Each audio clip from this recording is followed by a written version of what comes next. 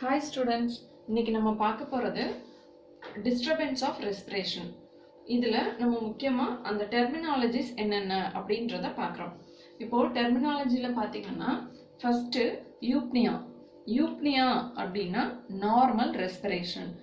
U அப்படினா true, ஓகேவா?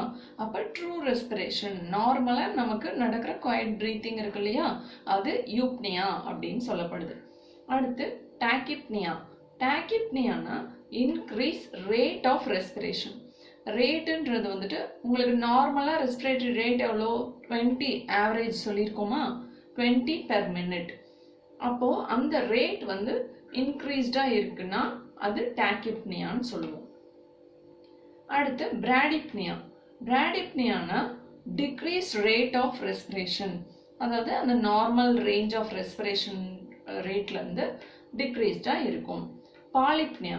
Polypnea அப்படின்னு பாத்தீங்கன்னா increased rate இருக்கும் ஆனா force வந்து எந்த alterationும் இருக்காது, shallow breathing இருக்கும், ரொம்ப மேலோட்டமான breathing.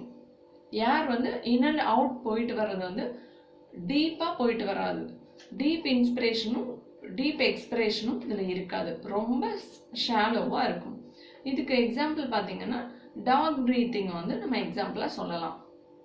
அடுத்து ஏப்னியா.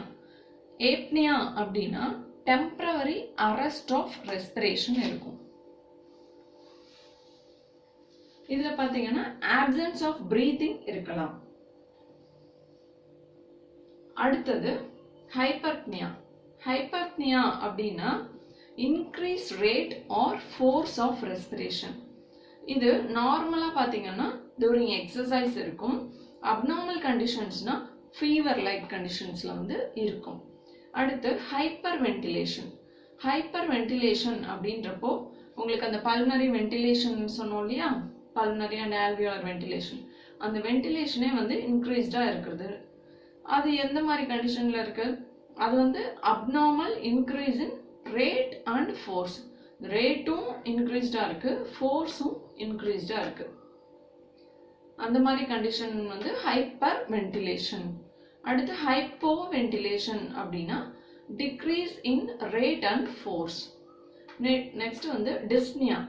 டிஸ்னியா அப்படின்றது என்னன்னா டிஃபிகல்ட்டி ஆஃப் பிரீத்திங், வீசிங் அந்த மாதிரியான கண்டிஷன்ஸ்ல எல்லாம் ஒரு செஸ்ட் டைட்னஸ் அதெல்லாம் இருக்குன்னு சொல்லுவாங்க இல்லையா, அப்போ வந்து மூச்சு விட சிரமம் அப்படின்னு நம்ம சொல்லுவோம் இல்லையா, அப்படி இருக்கிறது வந்து டிஸ்னியா.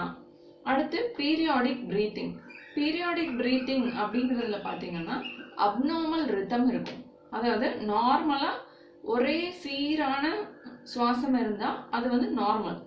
அப்படி இல்லாம அப்நார்மல் ரிதம், கொஞ்ச நேரம் மூச்சு விடாம இருந்துட்டு அதுக்கப்புறம் பயங்கரமா ஃபோர்ஸா மூச்சு விடுறது, ஏப்னியா அப்புறம் ஹைப்பர்ப்னியா அப்படி மாறி மாறி இருந்ததுன்னா அது பீரியாடிக் பிரீத்திங் அப்படின்னு சொல்லப்படும். Thank you students.